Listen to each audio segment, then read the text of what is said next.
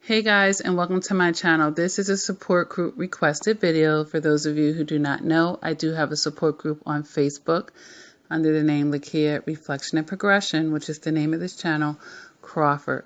That link will be below this video, and it's beneath all of my videos, and it's on the About page of the YouTube channel. So if you are a survivor of narcissistic abuse and you would like to, join the support group, please inbox me, let me know, and we'll go from there. Okay, so let's get into the survivor's question. All right, so he says to make a video basically on how to recognize when you're losing your voice. We often realize we are in a toxic situation when we are in too deep. And slowly but surely, the gaslighting, the self-doubt, the put downs just mess us all the way up. How do we recognize when our voice is becoming quieter and quieter? So this is a really good question because, early intervention can be a great prevention of, further pain and offenses that will come from this toxic person. I mean, just imagine in your situation, the earlier you have nipped things in the bud and how lighter that experience would have become, So, what are some ways that we can recognize when our voice is becoming quieter and quieter? Well, this is going to take you to be in tune with yourself. Okay, so to be able to even recognize if your voice is being quieted, you need to know what your voice is saying, right? So you need to be in tune with yourself at that point and have your own thoughts and feelings to be expressing. And this might sound weird to some people listening to this video. Of course, I have my own thoughts and feelings to express. I'm, my own person, but even though we're all individuals, a lot of toxic people are not operating that way, and not just the narcissist. I'm not talking about the narcissist. I'm talking about the survivor before they are a survivor, when they are in perhaps a people-pleasing type of mode or energy or vibration, basically. And maybe your voice is being pushed down so low that you can barely even hear it, if at all. All right. So I'm going to give a list of things right now that will indicate that perhaps your voice is becoming quieter and quieter, or it could even be quieted from the gate. All right. Because some overt narcissists, they're like big bullies and they're outward with it and they don't want to hear anything from the rip. All right. So if you feel like you've been biting your tongue around someone, if you get talked over and interrupted when you're trying to express yourself, if you feel like there's one-sided decision making, like they're not even asking for your opinion, or it's very authoritative, it's very dictatorship feeling, if basically there's no compromise going on, it's always what they want, these are some indications that your voice is becoming quieter and quiet, okay, and basically silenced at that point. It's an indication that, your feelings, your thoughts about that relationship aren't significant and don't matter to the other party when it's, these type of things going on that I just listed. All right. So yeah, like he said, usually we're in too deep at that point, and they've been gaslighting, but let's talk about that. In order for someone to gaslight you, it means that they're going to create self-doubt within you. Okay? So they're taking your voice and pushing their voice over it to create self-doubt in you. And that goes back to the first thing that I was saying out of my mouth for this audio, as far as being in tune with yourself. Okay? So the stronger you are in tune with yourself, the less other people are going to be able to shake and move you to begin with.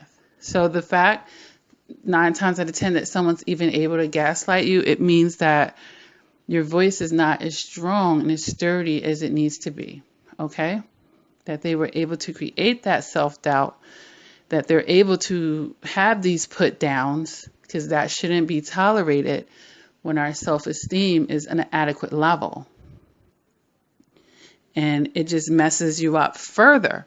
So perhaps you came into the situation, a lot of times survivors, with lower self-esteem, and then it really plummets down by the end of this experience, but an opportunity is presented, because it's not all bad.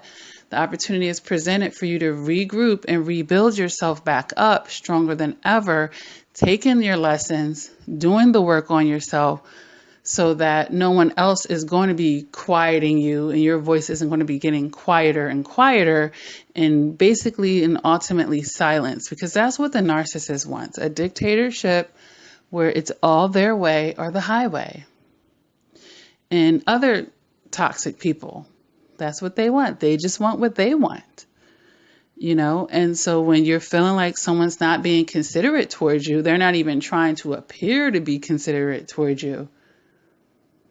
If you are repeating yourself, your voice is getting quieter and quieter as well. Because unless they have a hearing problem, if you've told them umpteen many times, this bothers me, this crosses my boundaries, this is unacceptable to me in a relationship, and yet they keep still doing that, your voice has gotten very quiet. Even though you are speaking up to them, they're not receiving it, and they're definitely not respecting it. So that is an example of your voice being quieted as well, because sometimes we feel like, well, no, I told the narcissist over and over. I always told them when they did something wrong. I pointed it out to them. I told them I didn't like it, but they kept doing it. So, communication takes many different levels, but the nonverbal communication tends to be, according to science, the most powerful. So we say the most non-verbally. So even though we have verbally told the narcissist something, they are non-verbally showing you that they don't care and that your voice is quiet. So now you have to non-verbally, with your actions at that point, show them that you mean business. And that's how you really get that communication across. And that's why you always hear talk is cheap. Talk is cheap.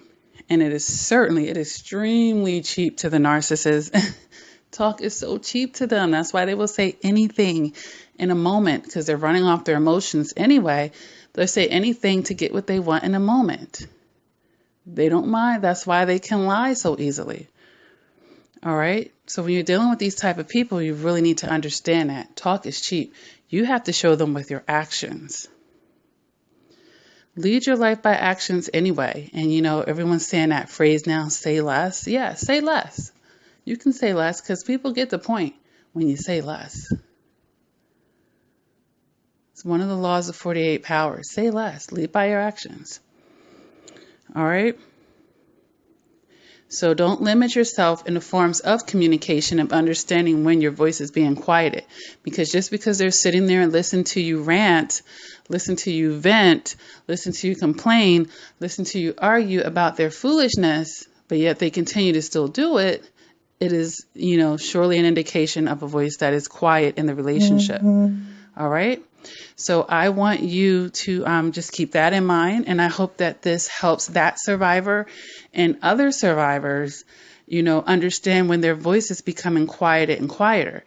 But guess what? The louder your voice is to you, the louder you can make it to other people without even screaming. Okay? Without even screaming. You don't have to scream. You don't have to exert all that energy.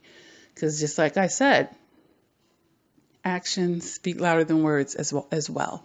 And communication takes all types of forms and levels. And if you feel like you had to exert that kind of energy into getting your point across to someone, that is surely a red flag and absolutely an indication of a quieted voice. Okay?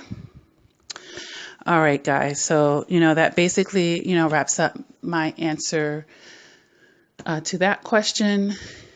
And as always, guys, keep doing the work, and I will talk to you soon.